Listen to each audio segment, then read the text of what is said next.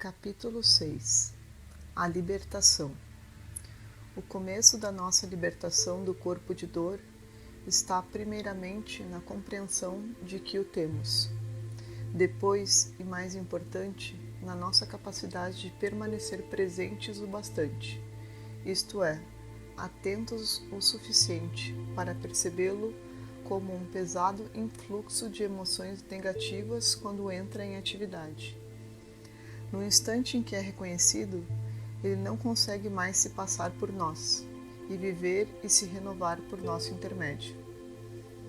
É nossa presença consciente que rompe a identificação com o corpo de dor. Quando não nos identificamos mais com ele, o corpo de dor torna-se incapaz de controlar nossos pensamentos e, assim, não consegue se renovar, pois deixa de se alimentar deles. Na maioria dos casos, ele não se dissipa imediatamente. No entanto, assim que desfazemos sua ligação com o nosso pensamento, ele começa a perder energia. O pensamento para de ser embotado pela emoção, enquanto nossas percepções do momento não são mais distorcidas pelo passado. A energia que estava presa no corpo de dor muda sua frequência vibracional e é convertida em presença. Dessa maneira, o corpo de dor se torna combustível para a consciência. É por isso que muitas das pessoas mais sábias e iluminadas do planeta, entre homens e mulheres, já tiveram um corpo de dor bastante pesado. Independentemente do que dizemos ou fazemos e da face que mostramos ao mundo, nosso estado mental e emocional não pode ser dissimulado. Todo ser humano emana um campo energético que corresponde ao seu estado interior, e a maioria das pessoas é capaz de senti-lo, ainda que essa emanação de energia só seja captada de modo subliminar. Isso significa que, embora elas não saibam que percebem esse campo energético, ele determina em grande medida como elas se sentem em relação a um indivíduo e reagem a ele. Há quem tenha uma consciência mais clara do campo energético, já no primeiro contato com alguém, até mesmo antes que quaisquer palavras sejam ditas. Um pouco depois, porém, as palavras dominam o relacionamento, e com elas vêm os papéis que quase todos nós representamos. Com isso, a atenção se desloca para o âmbito da mente, e a capacidade de sentir o campo energético do outro se reduz de modo significativo. Mesmo assim, ele ainda é percebido no nível inconsciente. Quando compreendemos que os corpos de dor buscam inconscientemente mais sofrimento, isto é, que eles querem que algo ruim aconteça, passamos a entender que muitos acidentes de trânsito são causados por motoristas cujo corpo de dor estava em atividade naquele momento. Sempre que dois motoristas com corpos de dor ativos chegam a um cruzamento ao mesmo tempo, a probabilidade de haver um acidente é bem maior do que em circunstâncias normais. De forma inconsciente, ambos desejam a colisão. O papel dos corpos de dor nesse tipo de ocorrência se torna mais óbvio no fenômeno chamado briga de trânsito, quando os motoristas se tornam fisicamente violentos, em geral por causa de uma questão banal, como o fato de alguém dirigir muito devagar à sua frente. Muitos atos de violência são cometidos por pessoas normais, que se transformam temporariamente em seres desequilibrados. Em julgamentos criminais em todas as partes do mundo, advogados de defesa costumam dizer frases como "ele estava completamente fora de si", enquanto os acusados afirmam algo do tipo "não sei o que deu em mim". Até onde sei, nenhum advogado de defesa forneceu a seguinte explicação ao juiz: "Este é um caso de responsabilidade reduzida. Meu cliente estava com o corpo de dor ativo, por isso não sabia o que estava fazendo. Na verdade, não foi ele que fez aquilo, e sim o seu corpo de dor." Talvez não esteja longe o dia em que coisas assim comecem a ser ouvidas nos tribunais. Será que isso significa que as pessoas não são responsáveis por seus atos quando estão possuídas pelo corpo de dor? Minha resposta é: como podem ser? Como é possível alguém responder por suas atitudes se está inconsciente, se não sabe o que está fazendo? No entanto, no quadro mais amplo das coisas, os seres humanos devem evoluir como seres conscientes, e os que não seguem esse caminho sofrem as consequências da sua inconsciência. Eles não estão alinhados com o impulso evolucionário do universo, e até mesmo essa afirmação só é verdadeira em parte. De uma perspectiva superior, é impossível não estar alinhado com a evolução do universo. Até mesmo a inconsciência humana e a dor que ela produz fazem parte desse progresso. Quando não conseguimos mais suportar o ciclo interminável de sofrimento, começamos a despertar. Portanto, o corpo de dor também ocupa um lugar necessário no quadro mais amplo. A presença. Uma mulher na faixa dos 30 anos de idade veio se consultar comigo. Enquanto ela me cumprimentava, senti o sofrimento por trás do seu sorriso educado e superficial. Ela começou contando a história da sua vida. E um segundo depois, seu sorriso se tornou uma expressão de dor. Em seguida, começou a soluçar de maneira incontrolável. Disse que se sentia solitária e insatisfeita. Acalentava muita raiva e tristeza. Quando criança, fora vítima de maus tratos infligidos por um pai violento. Logo constatei que sua infelicidade não era causada pelas circunstâncias da sua vida atual, e sim por um corpo de dor muito pesado que se tornara o filtro através do qual ela analisava sua situação de vida. Essa mulher ainda não era capaz de detectar a ligação entre a dor emocional e seus pensamentos, e estava identificada com ambos. Ela não conseguia ver que continuava alimentando o corpo de dor com seus pensamentos. Em outras palavras, vivia com o fardo de um eu profundamente infeliz. De algum modo, contudo, deve ter compreendido que a origem daquilo estava no seu próprio interior, que ela era uma carga para si mesma. E estava pronta para despertar. Por esse motivo, decidira ir àquela consulta. Direcionei o foco da sua atenção para o que estava se passando dentro do seu próprio corpo e lhe pedi que sentisse a emoção diretamente, que não usasse o filtro dos seus pensamentos infelizes, da sua história triste. Ela disse que esperava que eu lhe mostrasse o caminho para sair da infelicidade e não para entrar nela. Porém, mesmo relutante, atendeu minha solicitação. As lágrimas rolavam por sua face, todo o seu corpo tremia. Neste momento, o que você sente é isto, eu disse. E não há nada que você possa fazer nesse sentido. Mas em vez de querer que este momento seja diferente do que ele é, o que lhe causa ainda mais sofrimento, consegue admitir completamente que isto é o que você está sentindo neste exato instante? Ela ficou calada por alguns segundos e depois respondeu com raiva. Não, não quero aceitar isso. Quem está falando? Perguntei. Você ou sua infelicidade? Consegue ver que sua infelicidade, com o fato de ser uma pessoa triste, é apenas outra camada de infelicidade? Mais uma vez ela se manteve calada. Não estou lhe dizendo para fazer alguma coisa. Tudo o que estou pedindo é que descubra se tem condições de permitir que esses sentimentos permaneçam com você. Em outras palavras, e elas podem parecer estranhas, se você não se importar em ser infeliz, o que acontecerá com a infelicidade? Não quer descobrir?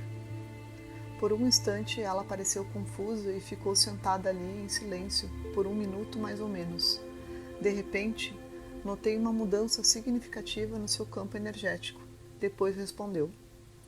Isto é esquisito. Ainda estou infeliz. Mas agora existe um espaço em volta da minha infelicidade. Ela parece ter menos importância. Essa foi a primeira vez que ouvi alguém descrever a situação desta maneira. Existe um espaço ao redor da minha infelicidade. Esse espaço, é claro, é criado quando há aceitação interior de qualquer coisa que estejamos sentindo no momento. Não falei muito depois disso, para permitir que ela vivenciasse a experiência. Mais tarde, essa mulher compreendeu o que havia acontecido. No momento em que ela interrompeu a identificação com o sentimento, isto é, com a antiga emoção dolorosa que a acalentava, no instante em que lhe dirigiu sua atenção sem tentar resistir, essa emoção deixou de ter a capacidade de controlar seu pensamento e, assim, de se misturar a uma história construída mentalmente chamada Como Sou Infeliz. Outra dimensão havia se manifestado na sua vida e transcendia seu passado, a dimensão da presença. Como ninguém pode ser infeliz sem uma história triste, aquilo representava o término daquele sofrimento e também o começo do fim do seu corpo de dor. A emoção em si não é infelicidade. Apenas a emoção associada a uma história triste é infelicidade. Depois de encerrada a sessão, foi gratificante saber que eu tinha acabado de testemunhar o surgimento da presença em alguém. A própria razão da nossa existência na forma humana é trazer essa dimensão de consciência para o mundo. Eu também assistira a uma diminuição do corpo de dor, e não lutando contra ele, mas levando-lhe a luz da consciência. Minutos depois que essa mulher saiu, recebi a visita de uma amiga. Assim que ela entrou na sala, perguntou: "O que aconteceu aqui?" "A energia parece pesada, sombria. Estou até me sentindo um pouco mal. Você precisa abrir as janelas, acender um incenso." Expliquei que eu tinha acabado de testemunhar uma importante liberação de energia numa pessoa que tinha um corpo de dor muito denso. Portanto, aquilo que ela estava sentindo devia ser o resto da energia que fora emanada durante a sessão. Minha amiga, porém, recusou-se a ficar e escutar. Tudo o que ela queria era sair dali o mais rápido possível. Abri as janelas e saí para jantar num restaurante indiano nas redondezas. O que aconteceu enquanto permaneci ali foi uma confirmação adicional e muito clara do que eu já sabia. Todos os corpos de dor, que aparentemente são individuais, estão interligados em algum nível. No entanto, a forma que essa ratificação em particular assumiu foi uma espécie de choque. O retorno do corpo de dor. Sentei-me e pedi uma refeição. Havia poucos clientes no restaurante, além de mim. Próximo à minha mesa, um homem de meia idade numa cadeira de rodas acabava de jantar. Ele me dirigiu o olhar uma vez. Foi rápido, mas intenso. Alguns minutos se passaram. De repente, ele ficou inquieto, agitado. Seu corpo começou a se contrair. O garçom aproximou-se para retirar o prato. O homem começou a discutir com ele. A comida não estava boa, estava horrível. "Então por que o senhor comeu?" perguntou o garçom. Bastou essa frase para deixá-lo furioso. Ele começou a gritar, tornou-se ofensivo. Palavrões saíam da sua boca. Um rancor intenso, violento, encheu o ambiente. Era possível sentir aquela energia entrando no corpo das pessoas à procura de algo a que pudesse se fixar. Agora o homem esbravejava também com os outros clientes. No entanto, por uma estranha razão me ignorava completamente, enquanto eu permanecia sentado num intenso estado de presença. Desconfiei de que o corpo de dor humano universal havia retornado para me dizer: "Você pensou que tinha me derrotado? Veja, ainda estou aqui."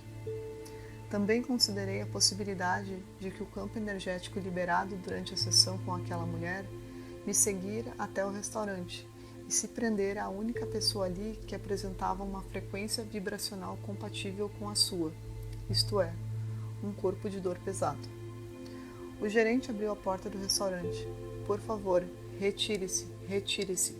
O homem saiu zunindo da sua cadeira de roda elétrica, deixando todos perplexos. 1 minuto depois ele voltou. Seu corpo de dor ainda estava ativo. Precisava de mais. Ele escancarou a porta com a cadeira de rodas e começou a gritar obscenidades. Uma garçonete tentou impedi-lo de entrar. Ele acelerou a cadeira e imprensou a moça contra a parede. Alguns clientes correram para tentar puxá-la dali. Gritos, berros, pandemônio. Um pouco depois chegou um policial. O homem sossegou. Pediram-lhe que saísse e não voltasse mais. Por sorte, a garçonete não se feriu, sofreu apenas alguns arranhões na perna. Quando tudo acabou, o gerente aproximou-se da minha mesa e me perguntou, meio na brincadeira, mas talvez sentindo intuitivamente que havia alguma ligação: foi você quem provocou tudo isso? O corpo de dor nas crianças. O corpo de dor das crianças às vezes se manifesta como um mau humor ou introspecção. A criança se retrai, recusa-se a se relacionar e pode ficar sentada num canto abraçando um boneco ou chupando o polegar. O corpo de dor também costuma se revelar por meio de acessos de choro ou de cólera. A criança grita, se atira ao chão ou se torna destrutiva. A frustração de um desejo tem a capacidade de estimular o corpo de dor com a maior facilidade. E num ego em desenvolvimento, a força de um desejo por vezes é intensa. Os pais, impotentes e sem compreender o que está se passando, podem assistir perplexos enquanto seu pequeno anjo se transforma, de um instante para o outro, num verdadeiro monstrinho. De onde será que vem tanta infelicidade? Eles se perguntam. Numa extensão maior ou menor, é a parte que a criança detém no corpo de dor coletivo da humanidade que retorna à própria origem do ego humano. Mas a criança pode também já ter absorvido o sofrimento do corpo de dor dos pais, e então estes talvez vejam no filho um reflexo do que existe neles próprios. As crianças mais sensíveis são especialmente afetadas pelos corpos de dor do pai e da mãe. Testemunhar um desentendimento insano entre eles lhes causa um sofrimento emocional quase insuportável. Assim, são essas crianças sensíveis que tendem a se tornar adultos com um corpo de dor pesado. As crianças não se deixam enganar por pais que tentam ocultar seu corpo de dor, dizendo um para o outro: não devemos brigar na frente delas. Isso significa que, enquanto eles mantêm uma conversa educada, o lar vai sendo tomado pela energia negativa. Os corpos de dor reprimidos são extremamente tóxicos, mais ainda do que os que se manifestam com franqueza. E essa toxicidade física é absorvida pelas crianças e contribui para o desenvolvimento do seu próprio corpo de dor. Algumas crianças aprendem subliminarmente sobre o ego e o corpo de dor apenas por viverem com pais muito inconscientes. Uma mulher, cujos pais tinham ambos fortes egos e corpos de dor pesados, me disse que, quando eles gritavam um com o outro, ela olhava na sua direção e, embora os amasse, dizia para si mesma: essas pessoas são doidas. Como é que eu vim parar aqui? Já havia nela a consciência da insanidade de se viver dessa maneira. Graças a essa consciência, a quantidade de dor que ela absorveu dos pais foi reduzida. Os pais costumam pensar em como agir em relação ao corpo de dor das suas crianças, mas a pergunta básica, obviamente, é: será que eles conseguem lidar com seu próprio corpo de dor? Será que o reconhecem em si mesmos? Será que são capazes de se manter presentes o bastante quando ele entra em atividade para que possam estar conscientes da emoção no nível do sentimento, antes que ela tenha uma chance de se tornar pensamento e depois uma pessoa infeliz? Quando o corpo de dor de uma criança está se manifestando por meio de um ataque, não há muita coisa que os pais possam fazer, exceto se manter no estado de presença para que não sejam estimulados a ter uma reação emocional. O corpo de dor da criança se alimentaria dela. Às vezes, os corpos de dor são extremamente dramáticos, mas os pais não precisam embarcar nesse descontrole. Não devem levá-lo muito a sério. Se o corpo de dor tiver sido despertado pela frustração de um desejo, eles não têm agora que se render às suas exigências. Caso contrário, a criança aprenderá a seguinte lição: quanto mais infeliz eu me tornar, maior será a probabilidade de conseguir o que quero. Essa é uma receita para que ela apresente distúrbios no futuro. Seu corpo de dor ficará decepcionado com a falta de reação do pai e da mãe, e pode atuar por mais algum tempo antes de se acalmar. Ao contrário do que ocorre com os adultos, no caso das crianças, Felizmente, esses episódios costumam ser mais breves. Depois que a criança se acalmar, ou talvez no dia seguinte, os pais podem conversar com ela sobre o que ocorreu, mas não devem contar sobre o corpo de dor. Em vez disso, é melhor que lhe façam perguntas, por exemplo, o que deu em você ontem, quando não conseguia parar de gritar? Você se lembra? Como se sentiu? Foi uma sensação boa? Aquela coisa que lhe aconteceu, será que tem um nome? Não? Caso tivesse um nome, qual seria? Se você pudesse vê-la, ela se pareceria com o quê? Você pode fazer um desenho dela? O que houve com ela depois que foi embora? Foi dormir? Você acha que ela pode voltar? Essas são apenas algumas sugestões de perguntas. Todas elas se destinam a despertar na criança sua capacidade de testemunhar, isto é, a presença, e irão ajudá-la a deixar de se identificar com o corpo de dor. Na próxima vez em que ela for tomada por um ataque, eles poderão dizer: aquela coisa está de volta, não é? O ideal é que eles usem as mesmas palavras empregadas pela criança na primeira ocasião em que falarem sobre o assunto. A atenção dela deve ser dirigida para como ela sente aquilo. Os pais têm que demonstrar interesse ou curiosidade em vez de adotar uma atitude crítica e condenatória. É improvável que isso venha a impedir que o corpo de dor continue seu curso, e pode parecer que a criança não está nem mesmo escutando os pais. Mesmo assim, alguma consciência permanecerá em segundo plano durante o período em que o corpo de dor estiver em atividade. Depois de alguns episódios, a consciência estará mais forte e o corpo de dor terá enfraquecido. É dessa forma que a criança vai intensificando o seu estado de presença. Um dia, talvez seja ela que alerte o pai e a mãe de que eles se deixaram dominar pelo corpo de dor. A infelicidade. Nem toda a infelicidade se deve ao corpo de dor. Parte dela é a infelicidade nova, criada toda vez que não estamos alinhados com o momento presente, quando negamos o agora de uma maneira ou de outra. Se reconhecemos que o momento presente é sempre o que importa e, portanto, é inevitável, podemos lhe dizer um sim interior descomprometido. Com isso, não só deixaremos de criar mais infelicidade, como, graças ao desaparecimento da resistência interior, seremos fortalecidos pela própria vida. A infelicidade do corpo de dor sempre assume uma proporção desmedida em relação à sua causa aparente. Em outras palavras, é uma reação exagerada.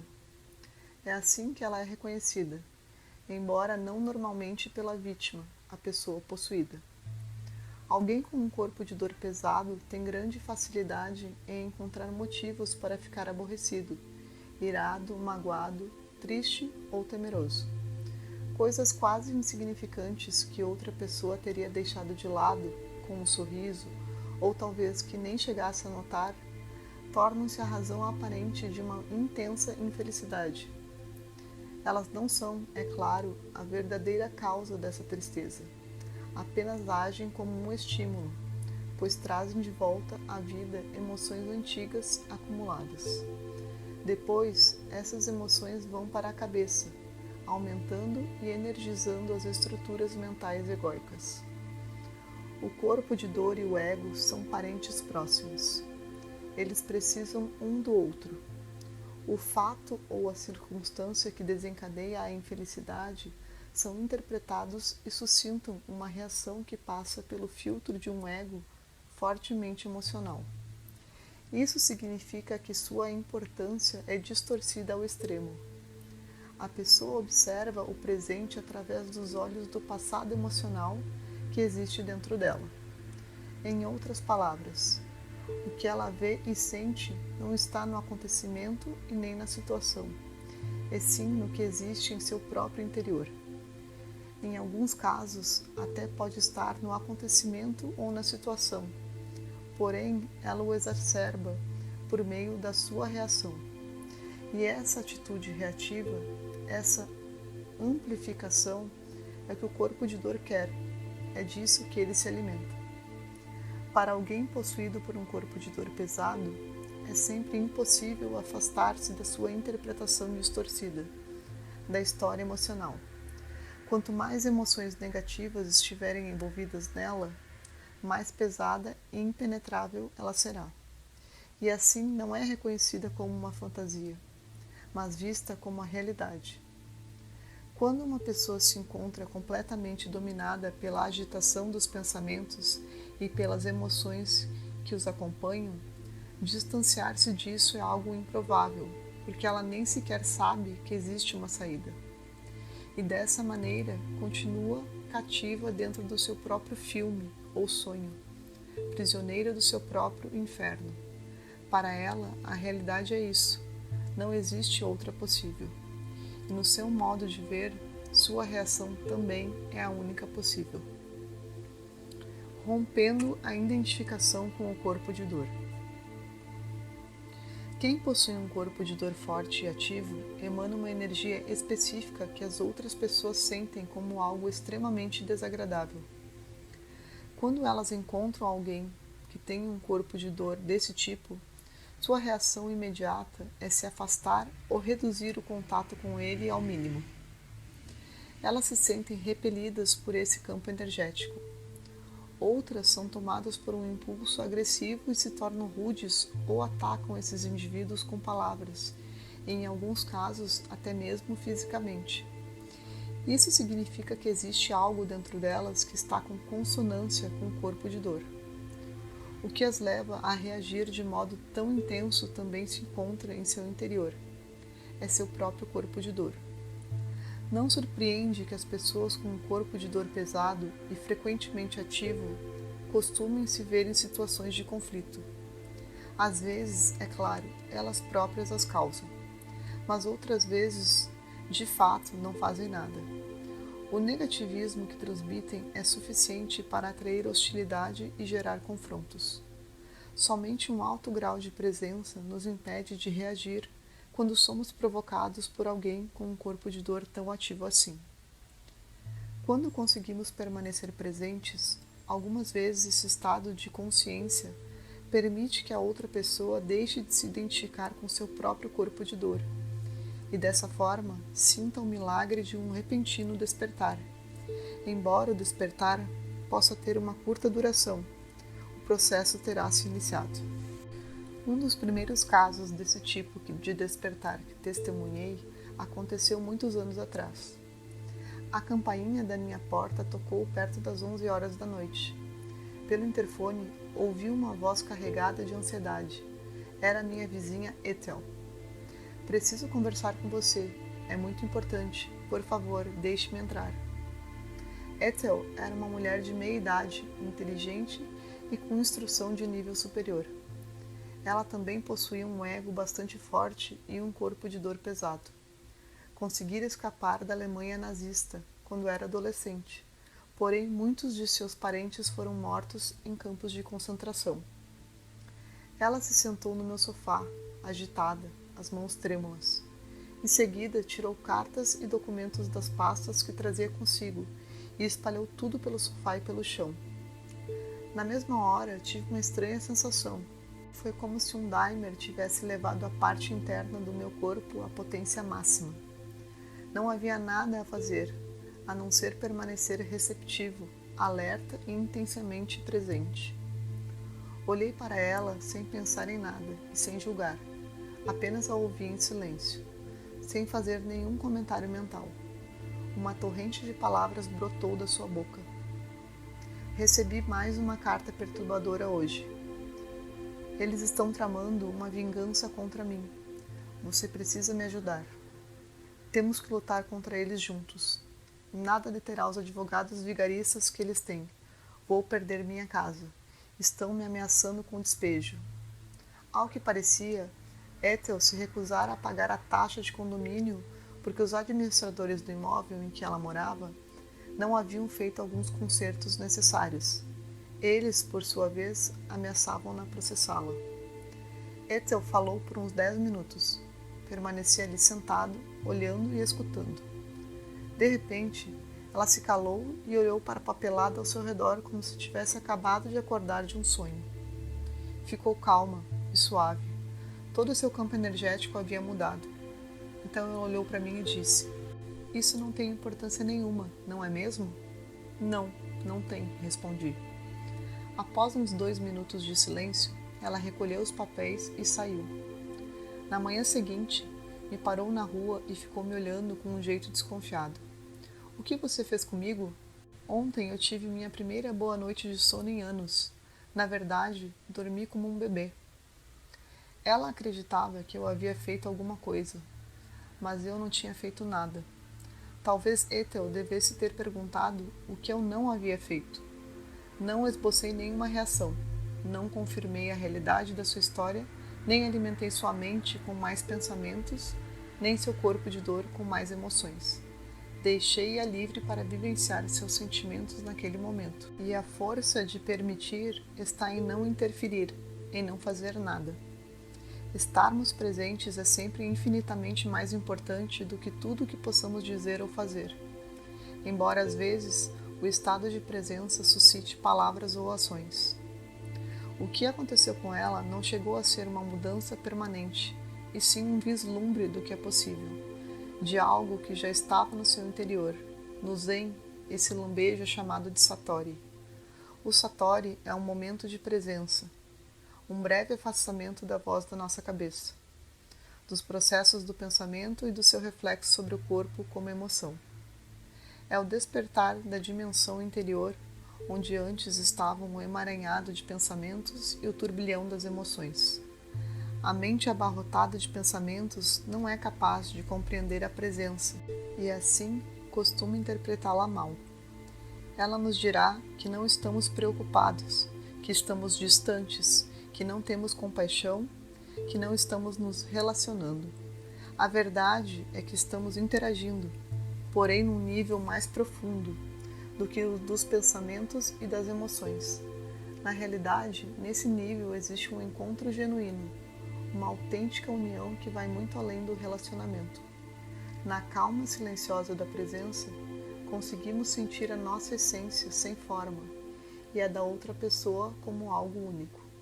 Sabermos que nós e o outro somos um só é o verdadeiro amor, a verdadeira atenção, a verdadeira compaixão.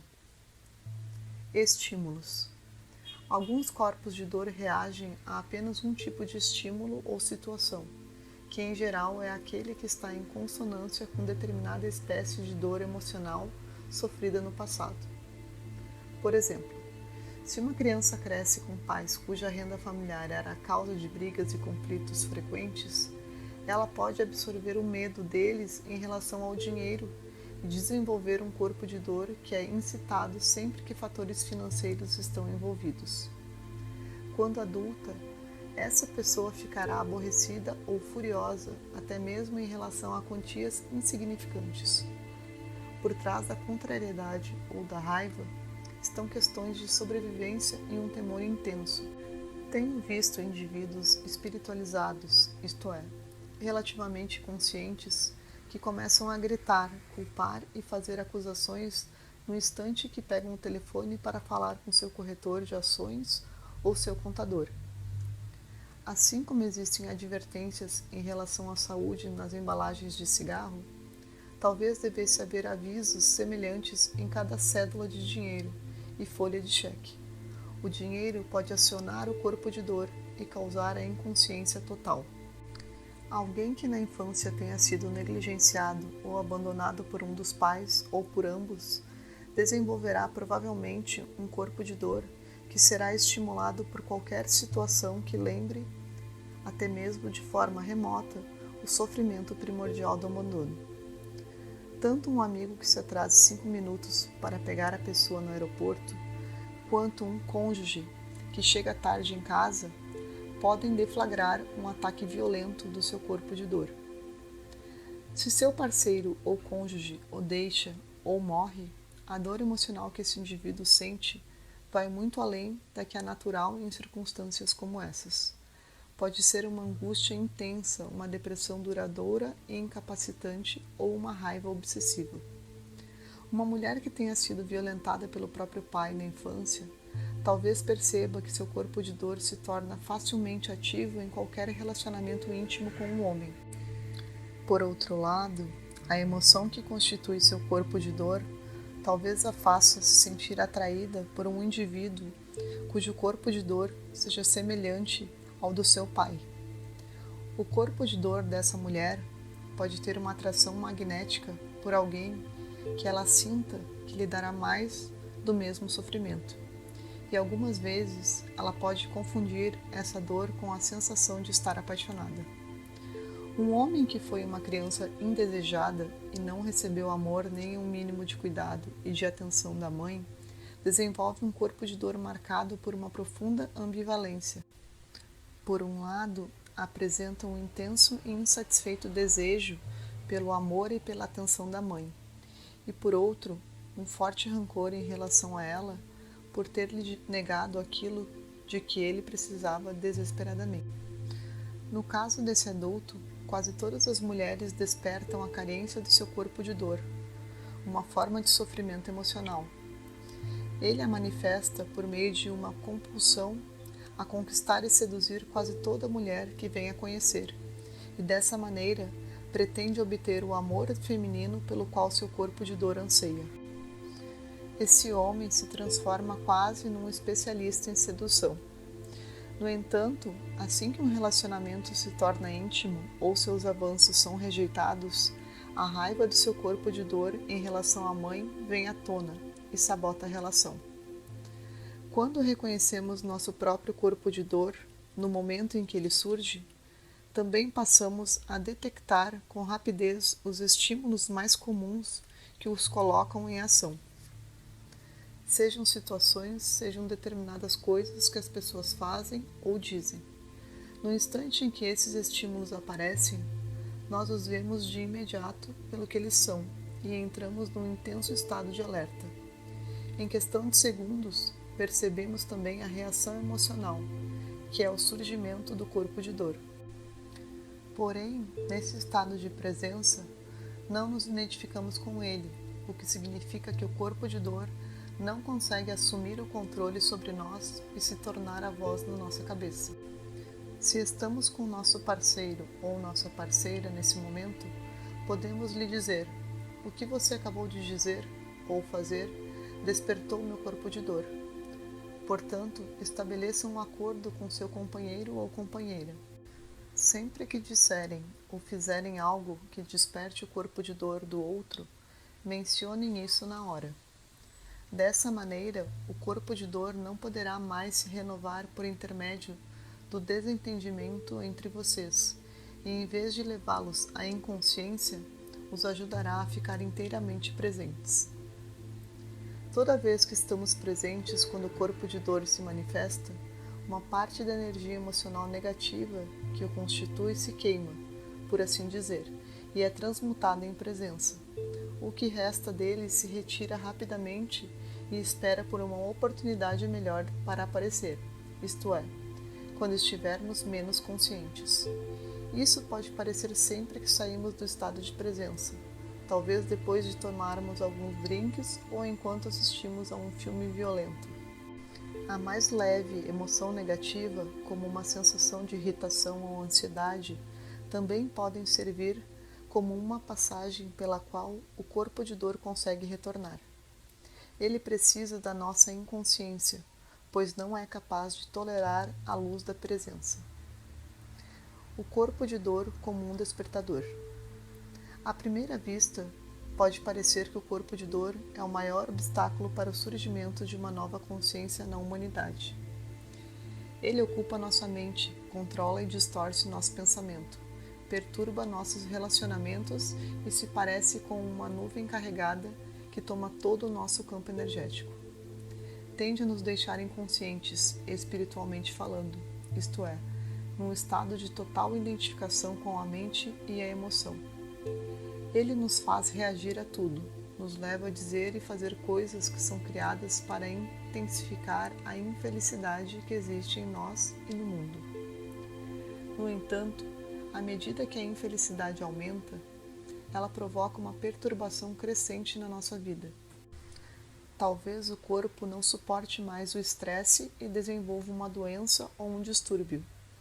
Pode ser que nos vejamos envolvidos num acidente, numa situação dramática ou num enorme conflito que tenham sido desencadeados pelo desejo do corpo de dor de que algo de mal acontecesse. Além disso, podemos acabar praticando uma violência física. Ou quem sabe, tudo isso assuma uma proporção tão grande que não sejamos mais capazes de viver com o nosso eu infeliz. O corpo de dor, é claro, faz parte desse falso eu. Sempre que somos arrebatados pelo corpo de dor, toda vez que não o reconhecemos, ele se torna parte do nosso ego. Qualquer elemento com o qual nos identificamos se transforma no ego. O corpo de dor é uma das coisas mais poderosas com que o ego pode se identificar. Assim como o ego é fundamental para o corpo de dor, que precisa dele para se renovar. Essa aliança perversa, contudo, costuma desmoronar nos casos em que o corpo de dor é tão pesado que as estruturas da mente egóica, em vez de serem fortalecidas por ele, são desintegradas pelo ataque ininterrupto de sua carga energética.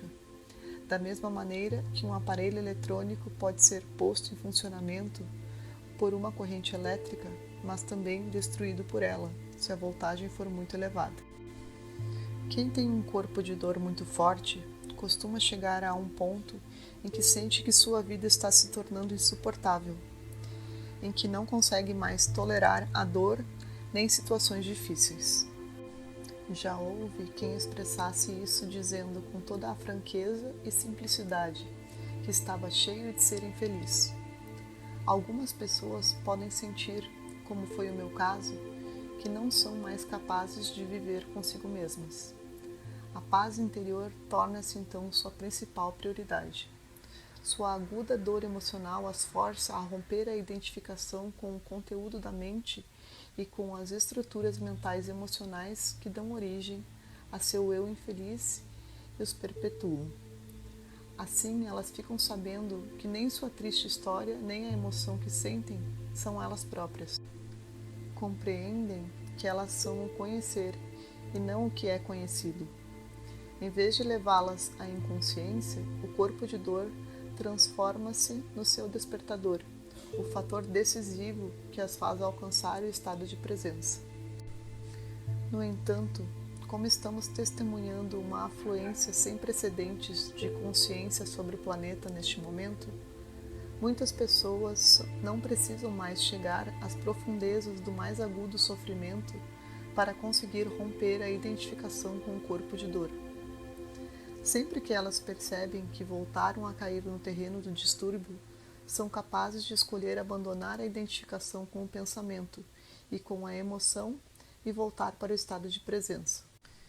Elas abrem mão da resistência, tornam-se calmas e atentas, alcançam a unificação com o que existe, dentro e fora de si mesmas. O próximo passo na evolução humana não é inevitável, mas, pela primeira vez na história do planeta, pode ser uma escolha consciente. Quem está fazendo essa escolha? Você está. E quem é você? A consciência que se tornou consciente de si mesma. A libertação do corpo de dor. Uma pergunta que as pessoas costumam fazer é: de quanto tempo precisamos para nos libertar do corpo de dor? Evidentemente, isso depende tanto da densidade do corpo de dor, quanto do grau ou da intensidade da presença manifestada de cada um de nós. No entanto, não é o corpo de dor, e sim a identificação com ele que causa o sofrimento que afligimos a nós mesmos e aos outros. É essa identificação que nos leva a reviver o passado vezes sem conta e nos mantém no estado de inconsciência. Assim, uma pergunta mais importante a fazer seria esta: de quanto tempo necessitamos para nos libertar da identificação com o corpo de dor? A resposta a essa pergunta é: não demora tempo nenhum. Sempre que o corpo de dor estiver em atividade, temos que estar cientes de que o que estamos sentindo é o corpo de dor em nós. Esse conhecimento é tudo o que precisamos para interromper a identificação com ele. E quando essa identificação cessa, a transmutação tem início. O conhecimento impede que as emoções antigas surjam na nossa cabeça e controlem não só o diálogo interior, como também nossas ações e interações com as pessoas. Assim, o corpo de dor não conseguirá mais nos usar e se renovar por nosso intermédio. As antigas emoções podem ainda viver em nós por algum tempo e aparecer de vez em quando. Talvez também nos enganem ocasionalmente, fazendo com que nos identifiquemos com elas de novo. E desse modo, obscureçam o conhecimento, porém não por muito tempo. Não projetarmos as antigas emoções nas situações significa que devemos encará-las diretamente dentro de nós. Pode não ser agradável, mas isso não chega a nos matar. Nossa presença é mais do que capaz de contê-las. As emoções não são quem nós somos. Portanto, quando sentir o corpo de dor, não cometa o equívoco de pensar que existe algo errado com você. O ego adora quando você faz de si mesmo um problema. O conhecimento precisa ser seguido pela aceitação. Qualquer outra coisa irá obscurecê-lo novamente. Aceitação significa que você se permite sentir qualquer coisa naquele momento. Isso é parte da essência do agora. Você não pode discutir o que é. Bem, você pode. No entanto, se fizer isso, sofrerá. Por meio da aceitação, você se torna o que você é, vasto, pleno de espaço. Transforma-se no todo. Não é mais um fragmento, que é como o ego vê a si mesmo. Sua natureza verdadeira emerge, e ela está unificada com a natureza de Deus. Jesus indica isso nessa passagem. Portanto, sede um todo, assim como o vosso Pai Celeste é um todo. No Novo Testamento temos, porém, sede perfeitos, o que é um erro de tradução da palavra grega original, que significa todo. Ou seja, não precisamos nos tornar um todo, mas sermos o que já somos, com ou sem o corpo de dor.